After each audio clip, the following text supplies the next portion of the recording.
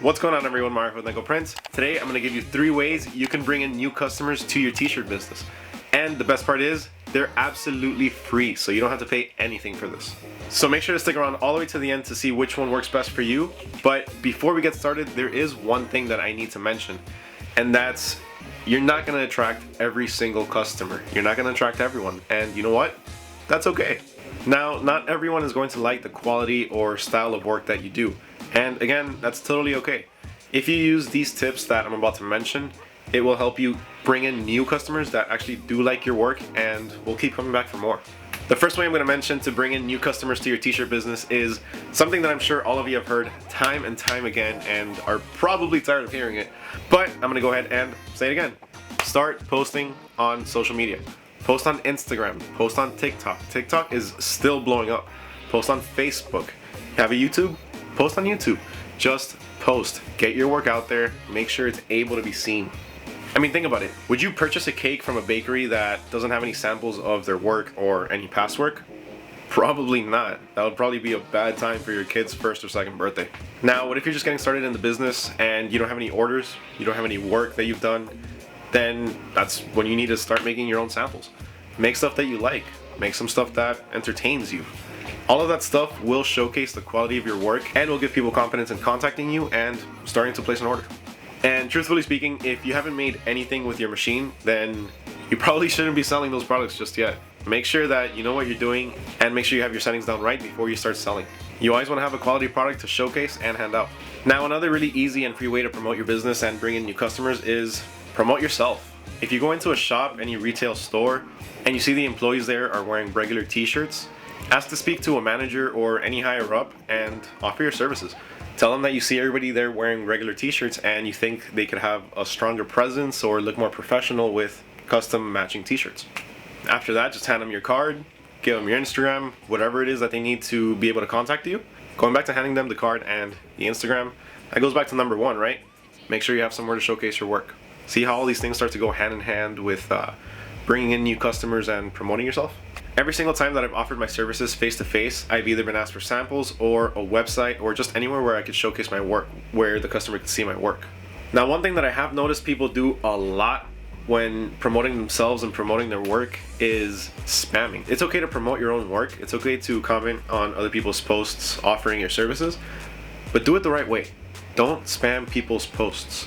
Don't post something completely irrelevant. If somebody's looking for where to buy a vacuum cleaner, they're not going to care about your vectorizing services.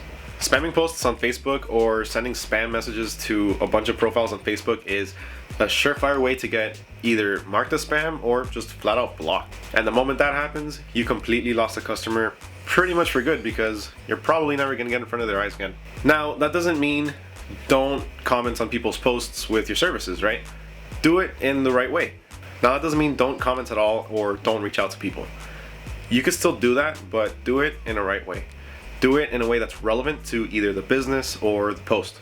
If somebody's asking about how to do something like create a vector, you can tell them how to create it and then offer them your own services saying, if you don't want to do that, then contact me and we can work together. You just do something along those lines. Now, if you're going to reach out to somebody, let's say on Instagram, then that's a bit different. That can come off as spammy most of the time. But in my experience, when I would do that, I would message usually businesses. There's a lot of small businesses in my city and a lot of them don't have t-shirts. And even if they did, I would still reach out to them and I would introduce myself, tell them I'm another local business here in the area, and if they ever need something, they can reach out to me. And that actually leads me to the third way of bringing in new customers, and that's just be human, be real, be relatable. If somebody messages you or if you're messaging somebody, remember that the person on the other side of the screen is a person too. Talk to them, treat them the same way that you want to be treated, and a lot of the times they'll feel really comfortable with working with you. If it's a mom that's getting t-shirts for her kid's birthday, talk about the kids, right? Ask them how old they're going to be. Talk about the theme of the party. Things like that will make the customer feel a lot more comfortable speaking to you and doing business with you. Now, what about automated messages? Automated messages, I feel, can be hit or miss, right? If it's a message where it's just a reply on Instagram, where let's say you're sending me a message and then you receive a message back saying, hi, my name is, or hey, I'm Mario from Nickel Prints, thanks for reaching out, I'll be in contact shortly. And then I reach out back to you, then that's okay. You know, that's something that's just to ensure the customer that you will be getting back to them shortly, and to just hang on for one quick minute. But personally, I would keep it at that. I don't like the ones that just keep asking you questions. Those are annoying. I like speaking to somebody. I don't mind the first message that comes in telling me to wait. That's nice. But any more automated messages after that, I don't like it.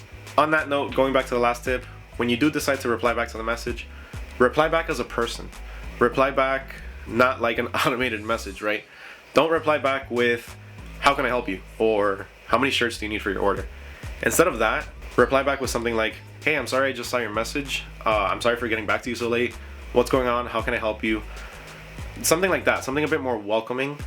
Having a bit more personal meaning behind the messages goes a long way. Now, realistically speaking, what can you expect with implementing these tips that I just gave you into your t-shirt business? One of the biggest things would be a different experience with your customers. You will be building a more personal connection with your customers. Creating these personal experiences ultimately leads to longer lasting professional relationships, and a lot of times they come back for more. They will also feel comfortable recommending you to their friends and family. So there you have it, 3 ways that anyone can start bringing in new customers to their t-shirt business. Now, I want to know, what's your best way to bring in new customers? What are your tips that you have? What one strategy do you have that you've kept secret from everyone that you're finally ready to let out? Leave it down in the comments below.